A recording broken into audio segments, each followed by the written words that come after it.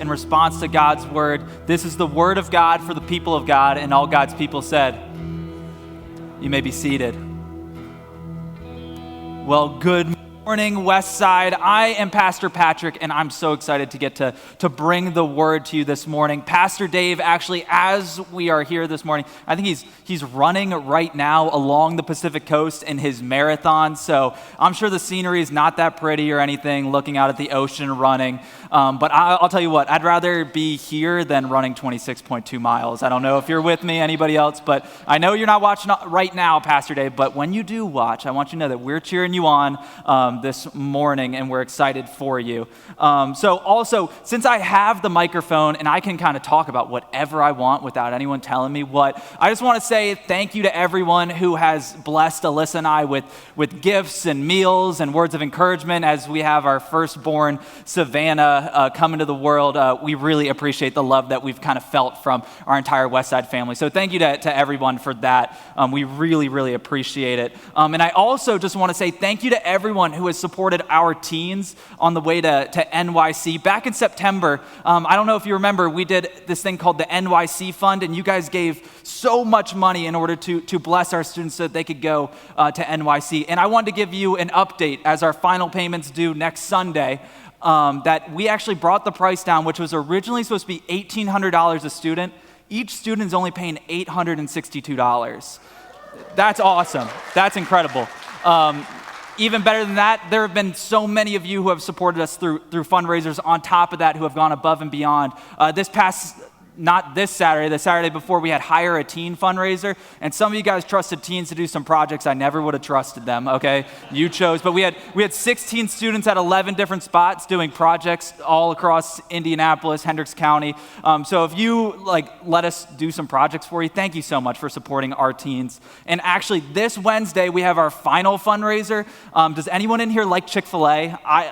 I know, it's awful. I would hate to have to eat Chick-fil-A, but we're having a fundraiser over at Chick-fil-A. And if you're like, Patrick, I'm going to men's and women's group on Wednesday night. I can't eat at Chick-fil-A. Guess what? We're catering Chick-fil-A for you. So just by you showing up on Wednesday night, you're supporting our teens. So get some Chick-fil-A on Wednesday, all right? Support them and be full. So one of my joys as a youth pastor is I get to be a kid at heart, and it's encouraged. So one of the ways that I really get to enjoy my kid heart is I really love Marvel superhero movies. I love them so much, not in a nerdy way, but just in a little kid way. Just I love seeing some superheroes. It's awesome.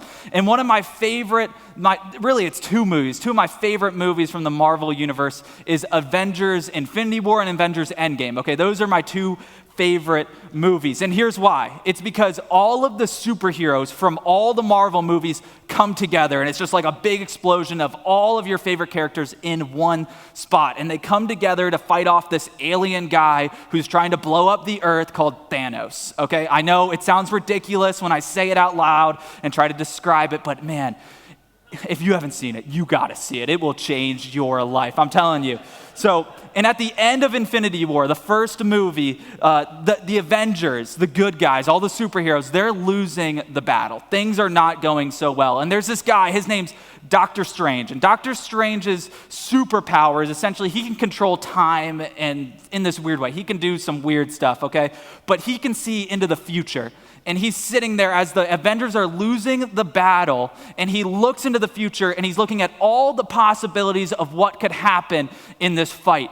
And he comes back from this weird, looking into the future, okay? And he says that there are 14 million different outcomes for how this will end. And there's only one where the good guys win. That's it. And you know what? The movie's been out long enough that I'm gonna spoil it for you. Guess what? With less than 0.1% chance of winning, the Avengers, they win. They win the battle, they win the fight. But knowing that there was even the smallest of possibilities, the smallest of chances that they could win this fight, gave the Avengers the idea that they needed to keep going, that they shouldn't stop. It gave them the motivation to say, hey, we're still in this fight. There is still a chance.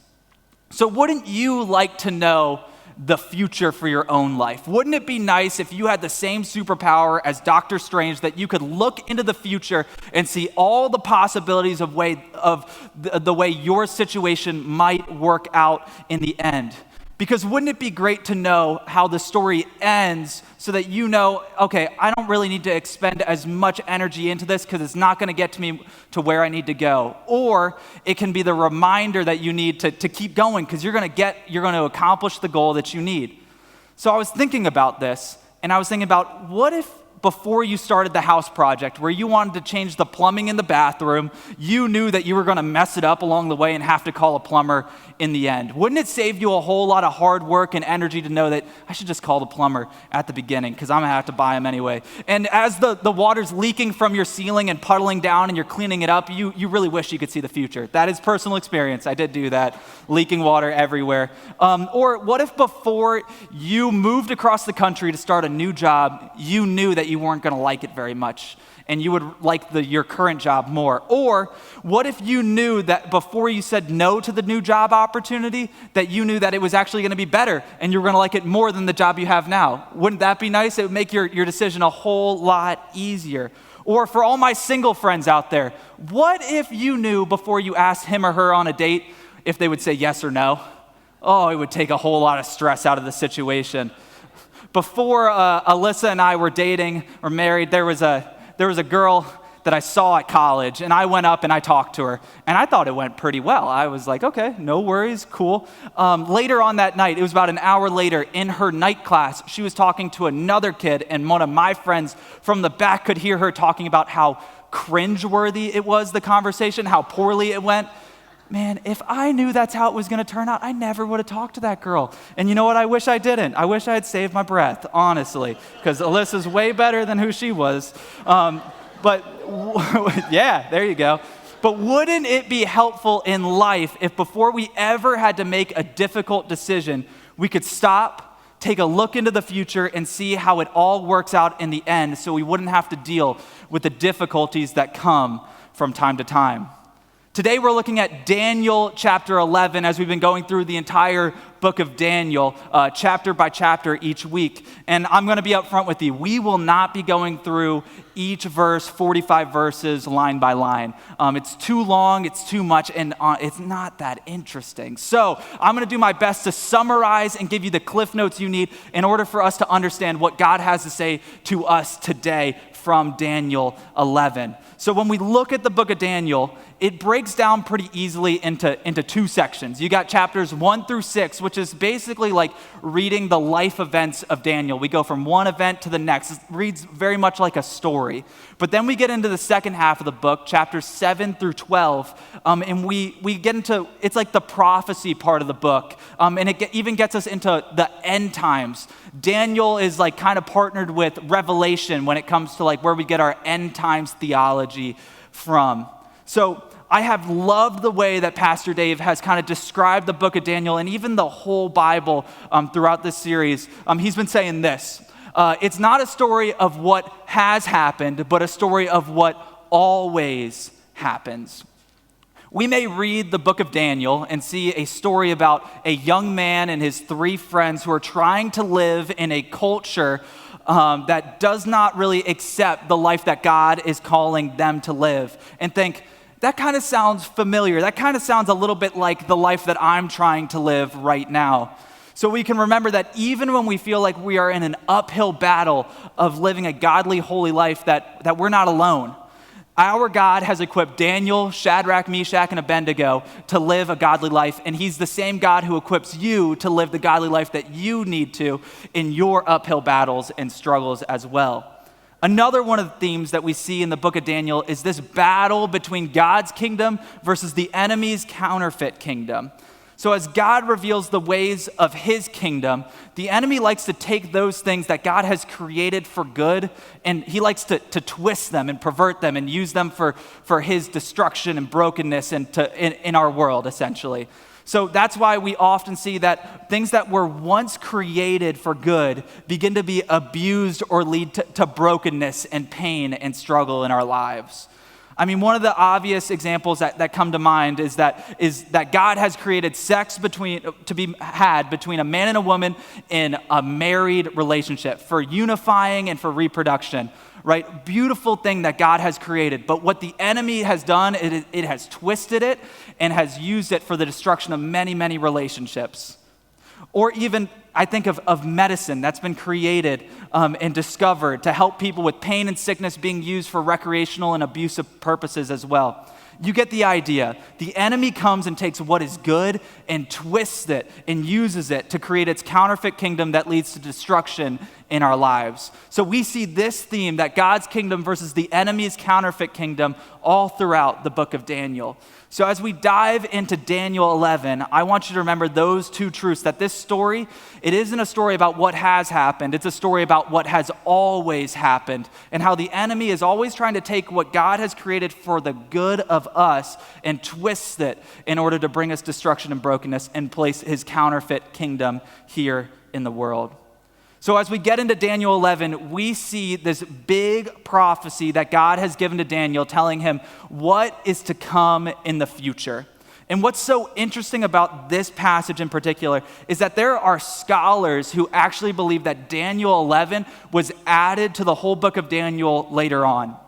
And this is why they've come to that conclusion. It's because the prophecy that is given to Daniel and written in Daniel 11 is so accurate and so detailed that historians and scholars think there's no way this was written with the rest of the book of Daniel. It is too accurate. There is no way that it fits in here. So when I first read Daniel 11, my reaction was, what the heck am I reading? And if you read it, you might come to that same conclusion. Because when I read the Bible, I'm really looking for, how do I live for Jesus? In this passage, Daniel 11, is not prescriptive of how to live a godly life, but is descriptive of what God gives to Daniel in the prophecy.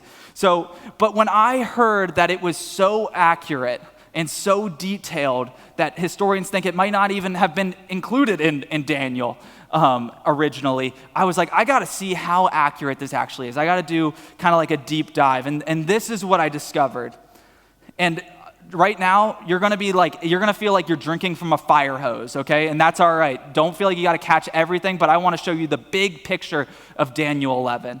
So in general, the chapter describes the conflicts between the kings of the north, which are the Seleucid Empire, and the kings of the south, the Ptolemaic Empire, and how these conflicts would affect the people of Israel. And the chapter also includes references to some other historical events and figures, and there might be some names that you recognize, like Alexander the Great or Antiochus IV Epiphanes. So if you were here a couple weeks back when Dr. Caleb came and spoke, some of these names you're going to hear them again for a second time. So in verses 1 through 4 of Daniel 11, these verses describe the reign of the Persian kings after Cyrus the Great. And the prophecy accurately predicts that there would be 4 Persian kings followed by a powerful king thought to be Alexander the Great, who would conquer the world and die young. So verses 1 through 4, Daniel is 1 for 1 on prophecies. Check, completed. Verses 5 through 20, these verses describe the conflicts between the kings of the north and the kings of the south, the Seleucid Empire and the Ptolemaic Empire, which take place from the 3rd to the 2nd century. The prophecy accurately predicts the rise and fall of many rulers, including Ptolemy I, Seleucus I, Antiochus II, and Ptolemy IV. Okay? What you need to know about that is Daniel 11 is 2 for 2 in accuracy and prediction of the future. Verses 21 through 35, these verses describe the reign of Antiochus IV Epiphanes, a king of the Seleucid Empire, and persecuted the Jews in the 2nd century BC. The prophecy accurately predicts that he would be a cruel, arrogant ruler who would defile the temple in Jerusalem and prohibit Jewish worship. What you need to know is that Daniel 11 is now 3 for 3 in predictions when it comes to what's to come in the future. In verses 36 through 45, these verses describe a future king who would arise and do great things, but who would also be arrogant and blasphemous. Some scholars believe this king may refer to a future ruler, while others and most believe that it refers to Antiochus IV Epiphanes or some other historical figure. What you need to know about that is Daniel 11 is now 4 for 4 when it comes to predicting what is to come in the future. So as we look at this prophecy, we got to remember that it's been completed. It's been done. It's not something that we're looking forward to, but it's already happened. And we don't have enough time to go through each event and all of the history that takes place, comparing it back word to word that is found in Daniel. But here's what you need to know when it comes to this prophecy being so true. We have a God who knows the future and is in control. That's what we can learn from Daniel 11. We have a God who knows the future and is in control.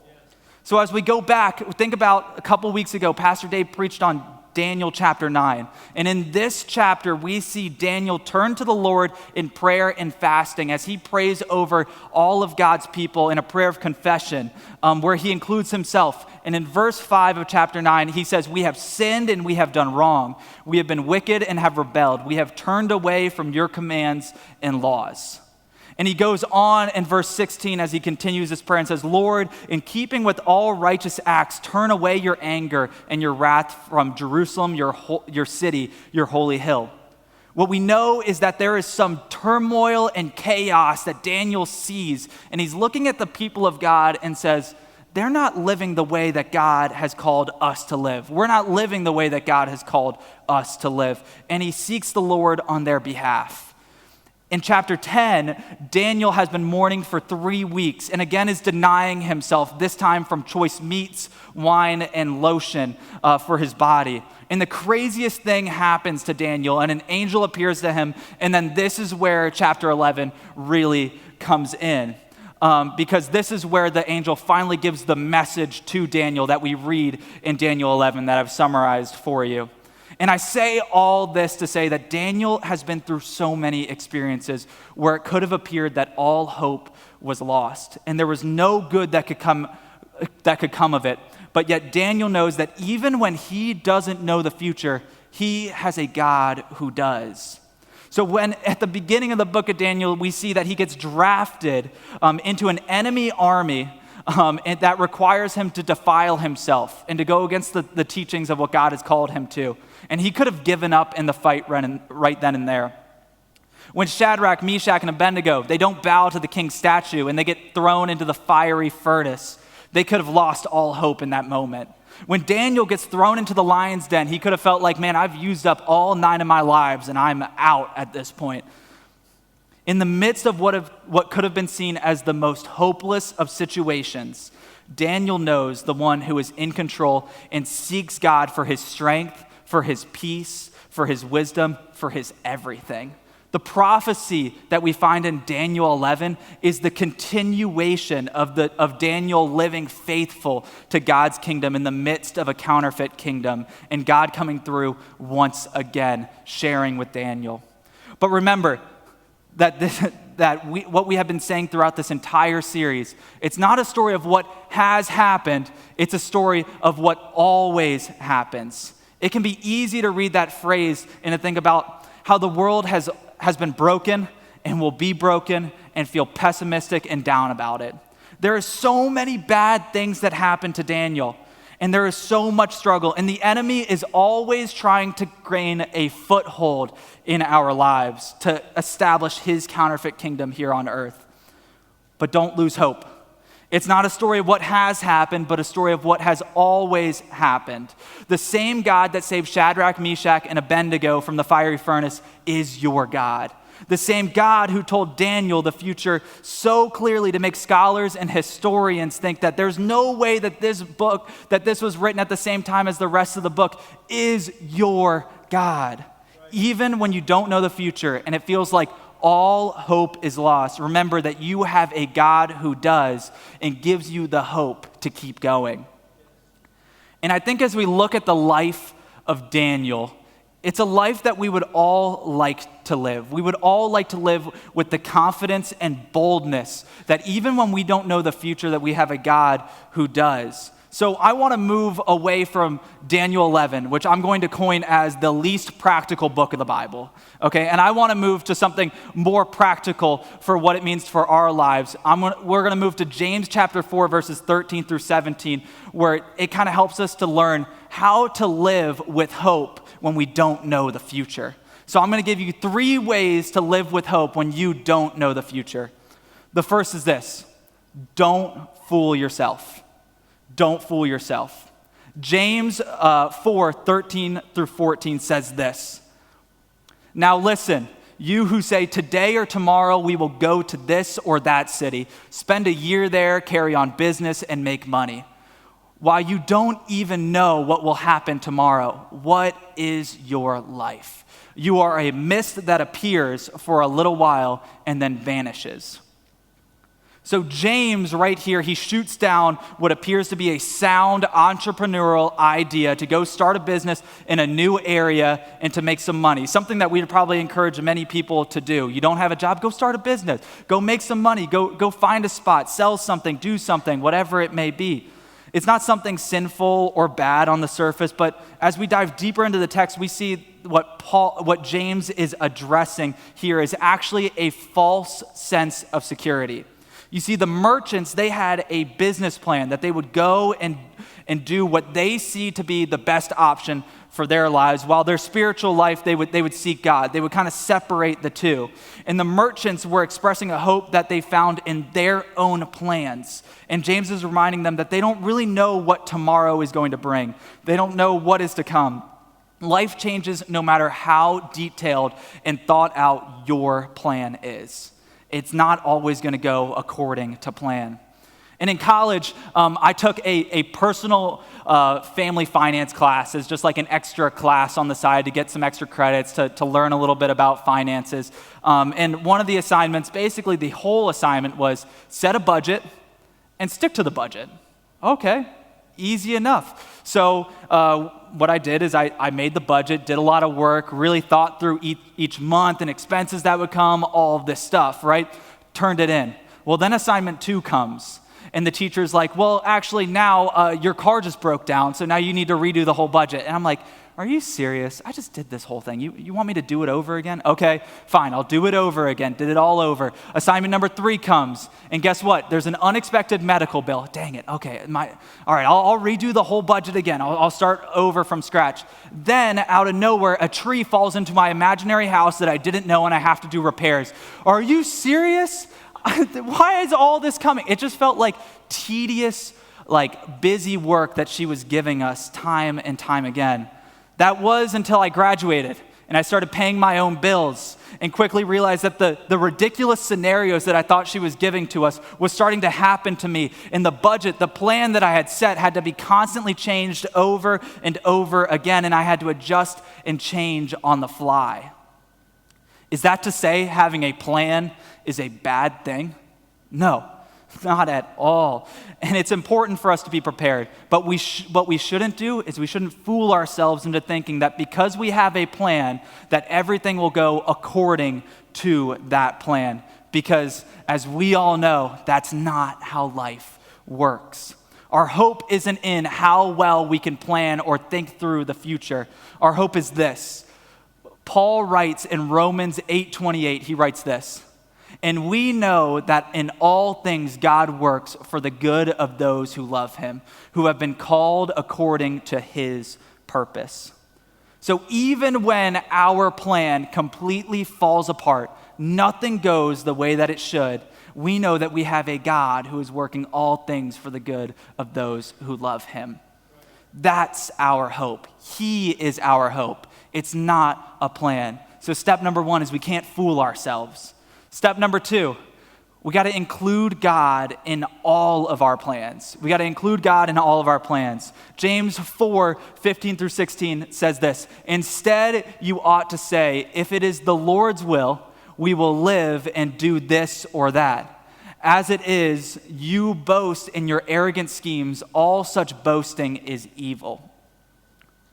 One of the common temptations that we all have is that we like to compartmentalize our lives. We have our family life over here, we have our friends over here, we have our work over here, our hobbies, our church life, and even our spiritual life, all separated out. We don't want anything touching. And we think that we can keep everything separate, and that's just okay.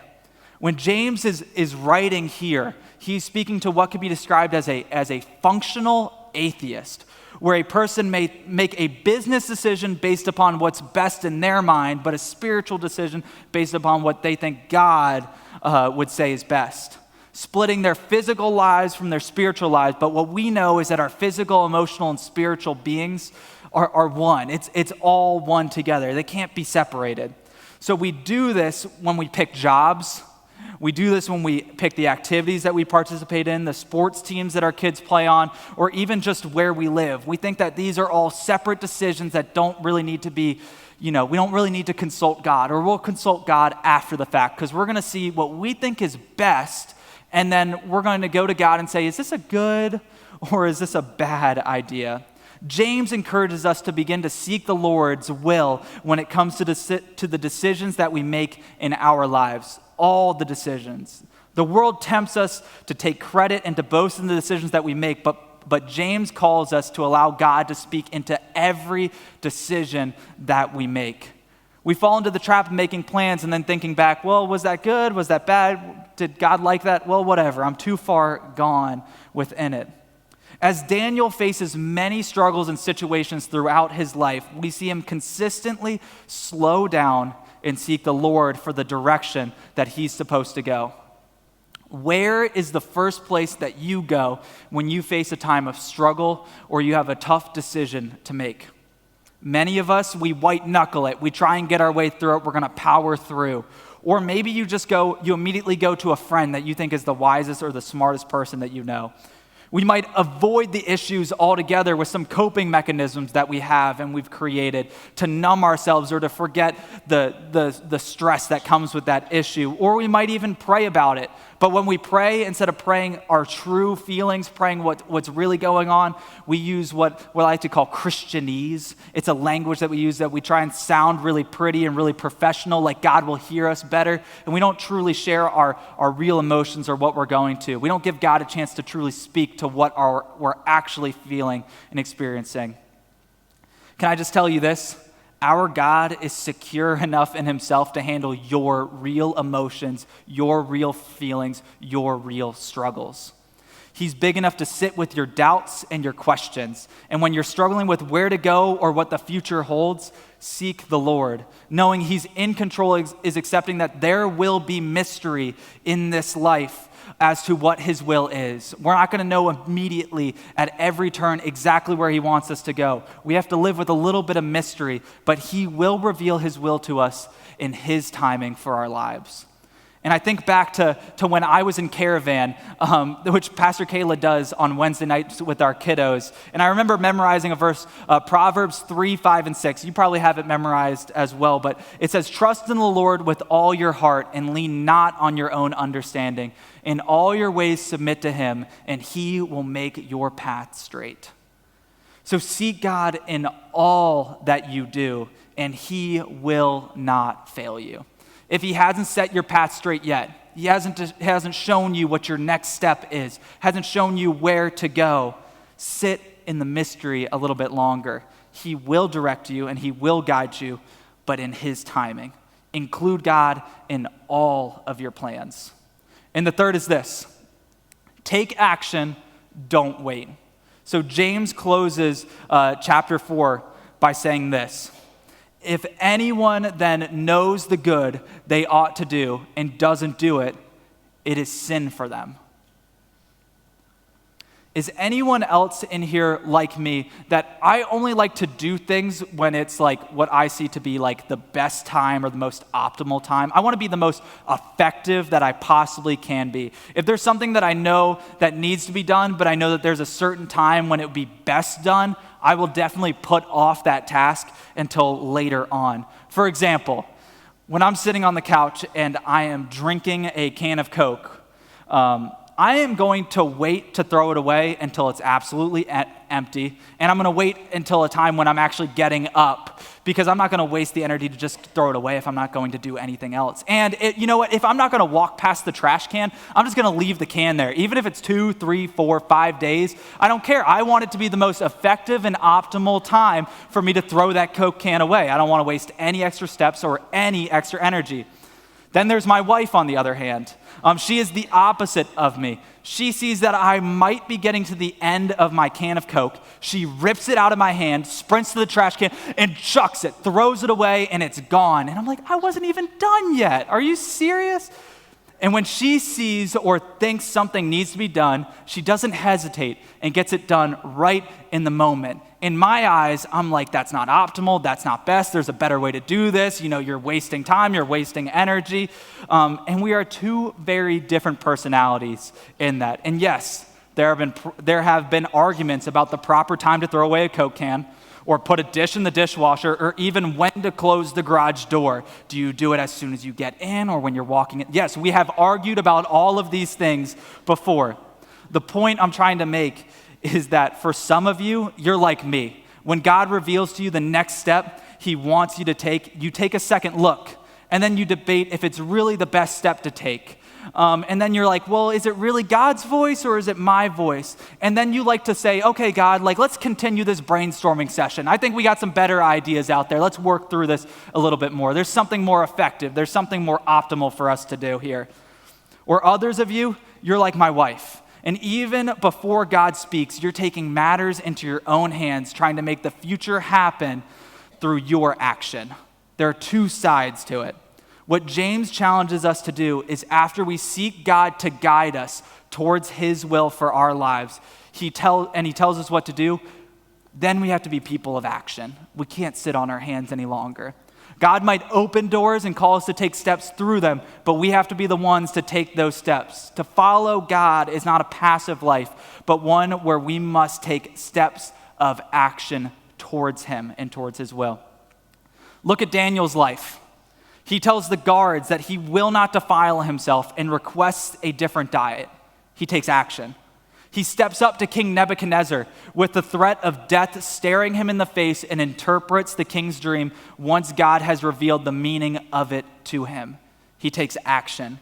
When all the other wise men and counselors within the kingdom go to the king and ask him to make a decree that if anyone kneels or prays to another god, they should be thrown into the lion's den, Daniel goes to a window where he can be seen by many others and kneels and prays to his God.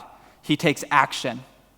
Once God has revealed the next steps of obedience for you to take, be bold and step out in faith. Growth comes in times of discomfort, times when we don't know what's coming next. Those are the times we grow closest to God. So I want you to remember, don't fool yourself.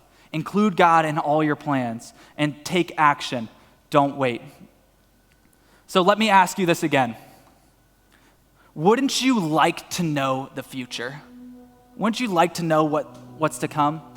Unfortunately, I found nothing in the Bible that tells us exactly how to know the future.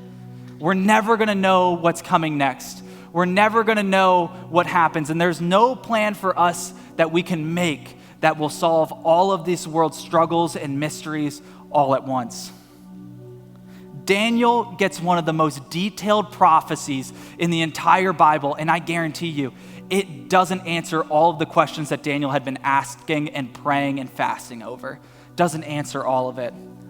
So you're not going to be able to know the future, but you're able to know the one who does. We have a God who knows the future and is in control. And the good news is this: he wants to have a relationship with you. He wants to know you so that you can know him and grow closer to him and know his will for your life. I had you read this passage earlier, Daniel 11, verses 33 through 35. And it says this: those who are wise will instruct many, though for a time they will fall by the sword or be burned or captured or plundered. When they fall, they will receive a little help, and many who are not sincere will join them. Some of the wise will stumble. so that they may be refined, purified, and made spotless until the time of the end.